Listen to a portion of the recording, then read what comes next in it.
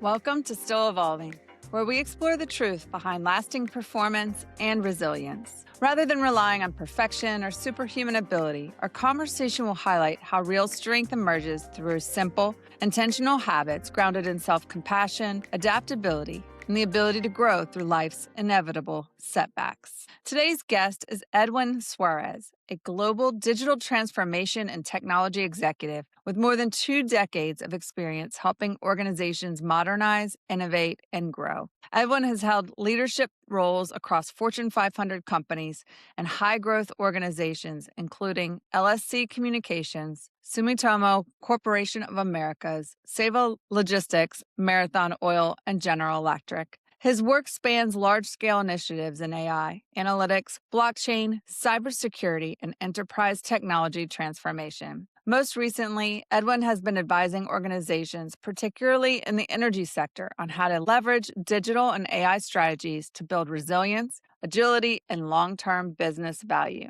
A graduate of the MIT Sloan School of Management, Edwin brings a rare blend of deep technical expertise and strategic leadership. He's also deeply committed to mentorship and community impact, supporting startups, students, and the Hispanic professional community.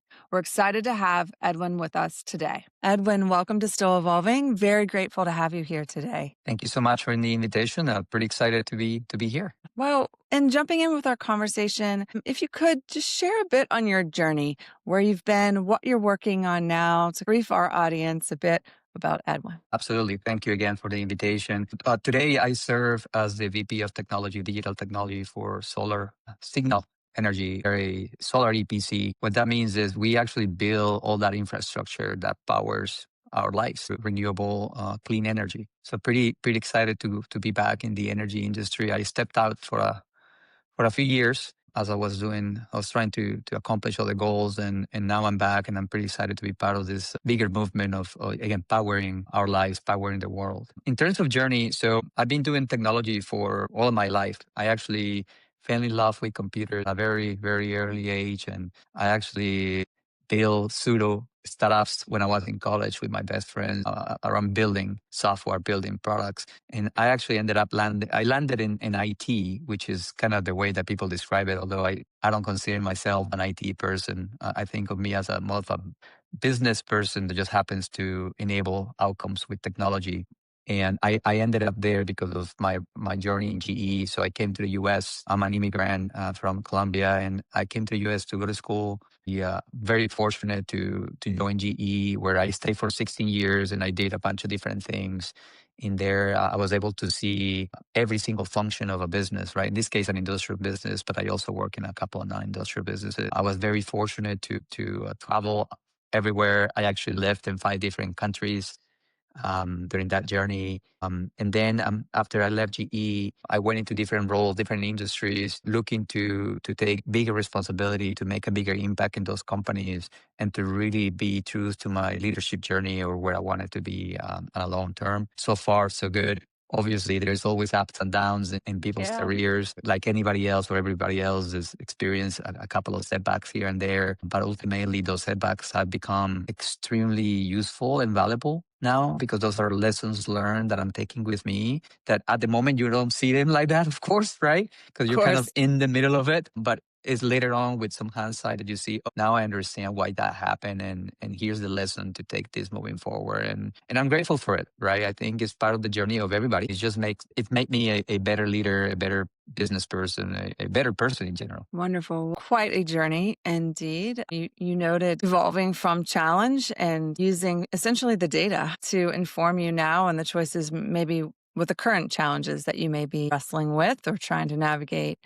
I'm curious if you could share back more specifically when you met that adversity in the past or even perhaps now, how does that impact you, Edwin, perhaps as an individual, and also how does it impact your leadership? No, absolutely. And I think the adversities vary, right? In the journey, early on, adversities are a little bit different, right? And as you grow your career and you have bigger responsibilities and bigger roles, the adversities are different, and they require a different approach. And it's almost like a different skill set almost that you need to use to go through those adversities, right? So I actually went to graduate school a couple of times while working. So right there, that was a huge adversity because you're trying to do your job and excel at it, because that's kind of my personality, is to really not be the best among everybody else, but to be the best that I can be myself, right? And so I have a very high bar to myself. And so I was trying to do that, and I was trying to go to school. I wasn't trying, I was doing it, and I was going to school too, very competitive programs in schools. And you also raising a family, right? Which is the other side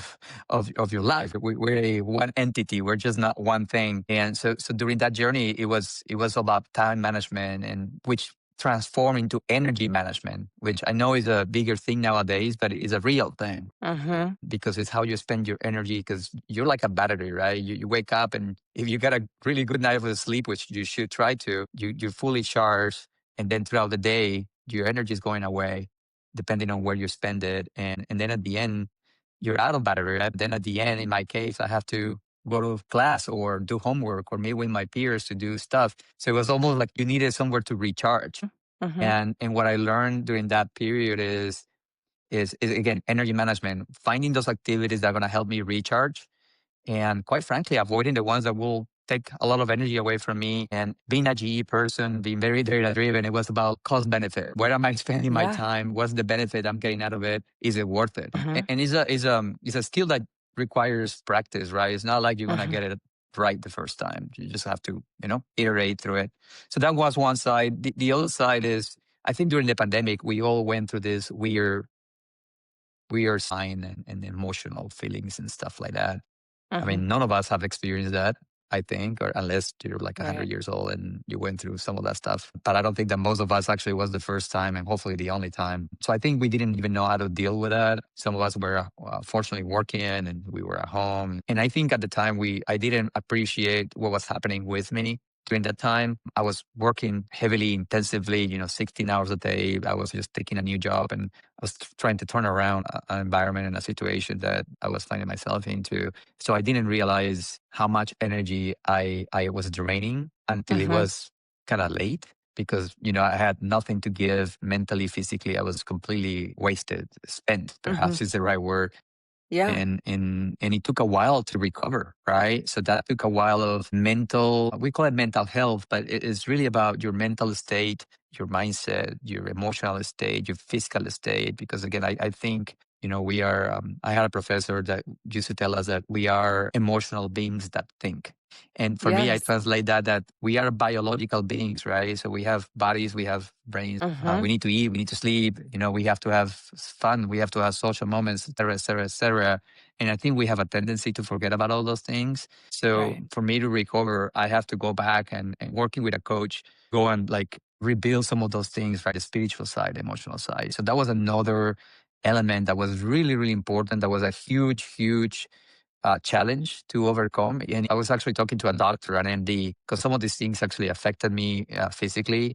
And he will tell me, this what you're experiencing didn't happen overnight. It took a year or two to develop. It's going to take a year or two to unwind. Yes. Right. And that's challenging for most of us because we want results right away. And unfortunately, that's not the way it works. Right.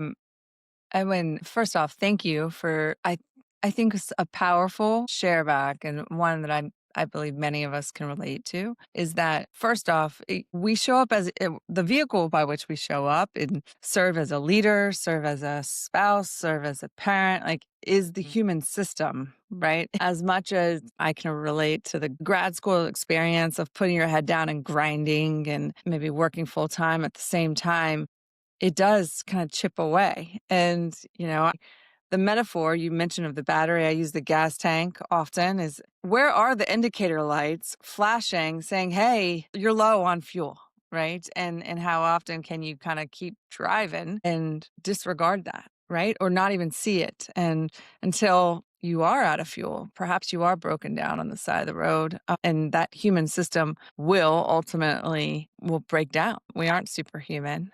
So thank you for sharing back. The role of energy is so crucial, and I hear you sharing on the multifaceted ways we fuel that spiritual connection through nutritional fueling or supplementation or hydration, through physical activity, play, right? Finding meaning, purpose, or even just kind of closing your eyes and taking a minute just to kind of disconnect. Do you have kind of that go-to recovery practice now that you find to be refueling, rejuvenating, even in micro doses? It doesn't have to be, oftentimes when I talk about recovery and fueling, people are like, well, I don't get like 2 weeks every 2 months to take off work or to get away, but it can really be in a micro dose as well. So how do you stay refueled now, or what are you finding in your recovery practice to be impactful? Absolutely. And so, as part of this process that I went through, I actually built a daily routine that starts in the morning with some meditation, where my goal is to be present. Right? It's removing the noise, because there's always this power in your brain. That's just the way it is. It's the same thing for Right. everybody. And I'm just trying to put that aside, remove some of the noise and being present. And it takes, body and mind and all that stuff. And it follows then with a moment of gratitude, because again, there is proven theory out there that changes your chemistry, changes Hmm. your lenses, right? It's more of a positive, optimistic way of looking at things, I guess. And then just it follows with a little bit of note taking by hand. There's again studies out there that show the relationship between writing stuff by hand because of the senses and all that stuff. And that follow with, I don't want to call them goals, but more like personal objectives, I guess, of the things that I want to accomplish, right? But not as a like professional. No, no, no. It's more about me and my surroundings. What are the type of person I want to be in my relationships with my family, the things that matter to me. So that's my daily routine. I wake up earlier just to be able to have time to do those things, right? During the day, and this is what I think is hard for most of us, is to be able to, that light that you were mentioning earlier, it is hard because you I think it's there, you just missed it, Yeah. because you're not present. And being present again is part mind, part body. It's a system, Hmm. it's a closed loop, right? And again, Right. for me, for Edwin, I need to understand the science of things. So I read a lot of neuropsychology and stuff like that. And so I've been able to understand that again, there's things that you can do with your body that will affect you the way you think, and vice versa. Because again, it's a closed loop system. So I try very hard daily to be present, to notice those alerts Hmm. before they get triggered. Because when they get triggered is when you react. I think the difference Yeah. is when you realize, when you're in self-regulated, you respond. When you lose your battery power, you start reacting, right? And that's when you yell, when you respond badly, or when you whatever. And that's a little bit too late, especially with people like your spouse or your kids or whatever. And that's a little bit too late. So I try to be very present of listening to my body, listening to those signs. And again, I haven't mastered it yet, but I'm getting better day by day. And then when I notice that, like, or either my heartbeat is accelerated, or my head is going this, or that feeling of anxiety because I have all these thoughts, I take a time out. And again, to your point, it's like a minute where Hmm. breathing.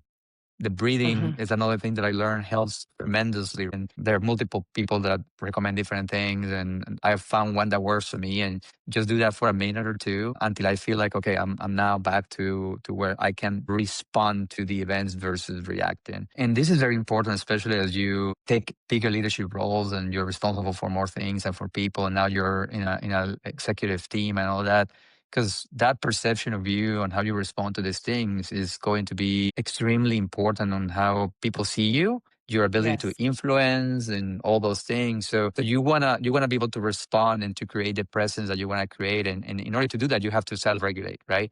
And again, we're not Hmm. perfect. It's not like you never Right. gonna get fired up or trigger.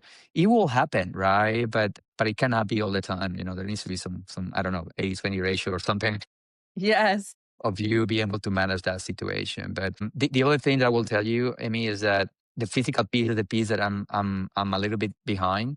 Again, as we get older, we gotta change the way we do exercise and all that sort of thing. Yes. I actually over pickleball earlier in the year, so I started doing that on a weekly basis because it's super fun. It helps me, he helps my body move, and also I'm very competitive, so be able to channel that through a place, and I don't really care if I win or not in pickleball, but just to be able to compete and do better or best, and every time I play, doing better than the last time. To me, that's amazing. That Yes. makes me pretty excited, so I do that. But I do want to do something more than that, right? Like create the same habits of working out, whatever it is. Because again, it physically, as we age, we need exercise, and especially when you're spending so much time sitting down in front of the computer, right? Indeed. I guess what popped in my mind is it is so valuable to have that physical activity. But really, what you shared is the value of play, like to go out and play a game. And like you said, it really lines up with that not just comfort zone, but that fueling zone of where you feel that you could have challenged yourself. You kind of overcame that challenge, maybe looked to improve from the week before. But you know what? We have the data around the physical activity, the play. I mean, we look even in youth development, the impact when we cut recess in schools, right? Like we aren't meant to just sit here and consume information, wrestle with that cognitive load, and then expect to be able to optimize our decision making, how we relate to people. So being able to move, being able to kind of tap that competitive fuel is so crucial. I really appreciate you sharing where you have found a number of these different tools and kind of made them your own and built your own routine. And I hear the power that came from the awareness, like knowing where you are in that day. Are you needing to just take a step back? You have that indicator light. I just need to close my eyes and just take some deep breaths. We aren't superhuman, and perfection is not actually going to optimize our ability to show up in the way that feels true, meaningful, and is impactful. Whether it's gratitude, certainly any type of mindfulness meditation is a skill. Like it takes time. And I admit, I wish I could say I can every day. I'm able to tackle that and rehearse and also again, just have the grounding, centering impact from it. But what I hear is you're finding those small actionable steps that really over time accrue and build, strengthen your foundation for wellness, and then also lift the performance and being able to respond and not just react in your leadership. So thank you so much. So much good there. So many places to go, but you made it your own. And you found what worked for you, and really appreciate that. As kind of going into 2026, I hear many of these are also actions of reflection. Like it sounded like you hit some adversity, maybe through the COVID, a little bit of burnout, perhaps really was zapped in that time. And certainly you've kind of found a new routine, a new way that really supports and strengthens your ability to perform as a leader. But going into 2026, what other actions that you kind of like those lessons learned, that reflection, do you want to take in supporting your team going into the new year? Yeah, so I want to make sure that I don't take credit for everything that I just said because it's been either working with a coach or actually a series of coaches actually throughout my journey, right?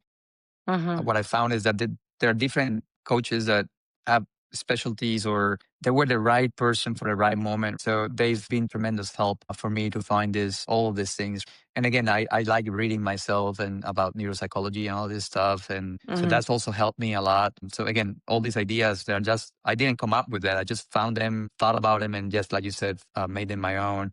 Also starting to work again with a coach. And for the people listening out there, I think there is a lot of leaders out there, especially technical leaders for some reason, that think that coaches are for people that are in need and it's basically like a doctor for sick people. And that's not the case. The Yeah, like best there has to coaches be a I know, problem or something. exactly.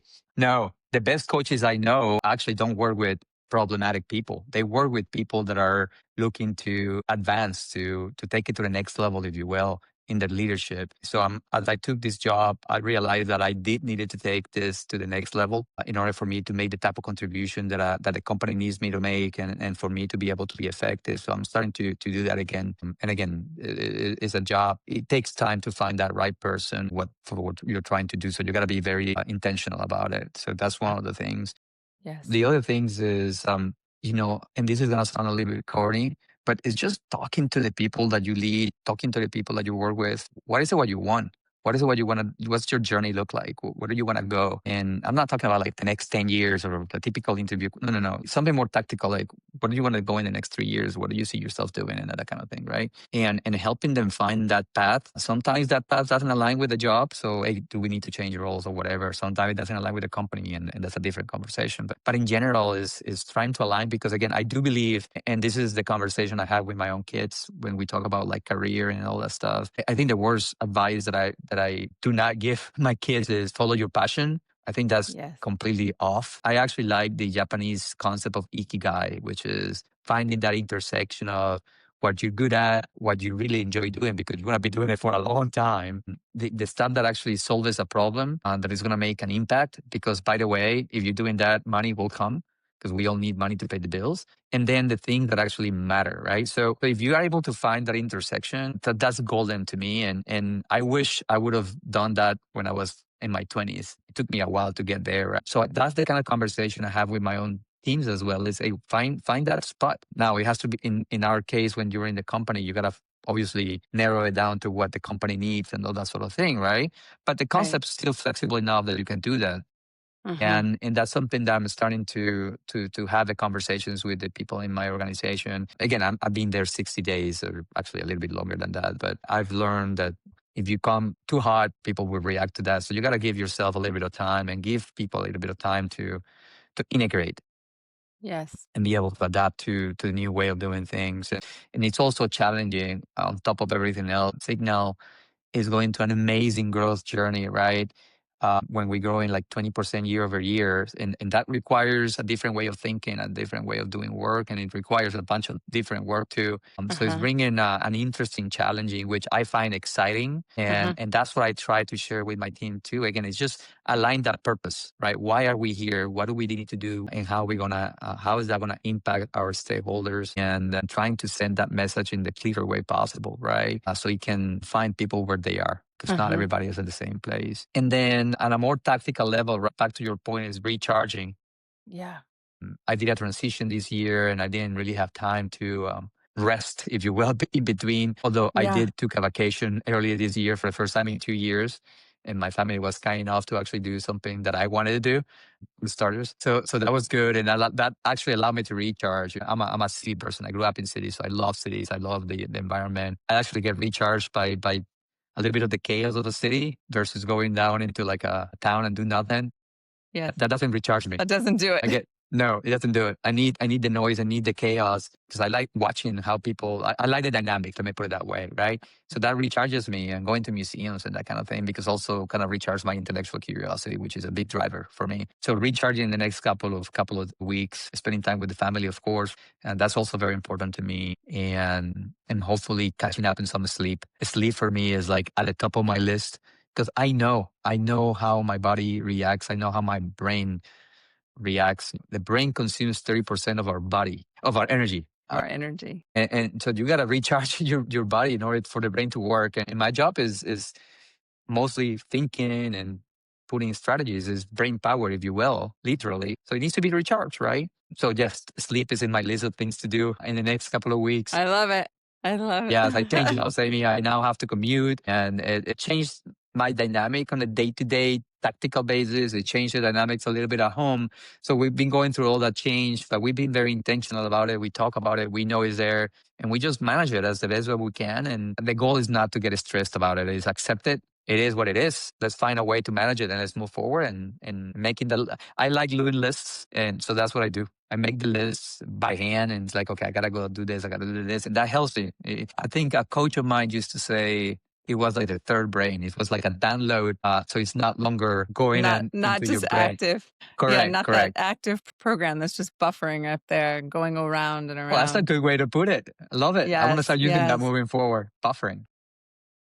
You know, and I really appreciate your openness and your curiosity. And when you talk about even leading your team going into this year, certainly the focus on how you can take care of yourself so that you can lead and certainly work with them in the mission of the company. But really, you highlight like you have to first be curious and you have to be open to learning more about them and what they need, as you mentioned, depending on where you are in that role. 60 days in, I can appreciate going into this year. There's still a lot to learn, right? So I appreciate you making that point of still really wanting to be inquisitive and understanding not just collectively, but individuals too, of where they are on their journey and where they're looking to go and how you could support them. I mean, such a pleasure sharing today. Thank you for your time and share back. And I hope we can continue the conversation again. Absolutely. Again, thank you so much for the invitation. And I really hope that some of these things, at least one thing out of a conversation, inspires and really helps others that are going through a similar journey. Absolutely. Me too. Thank you. Thank you.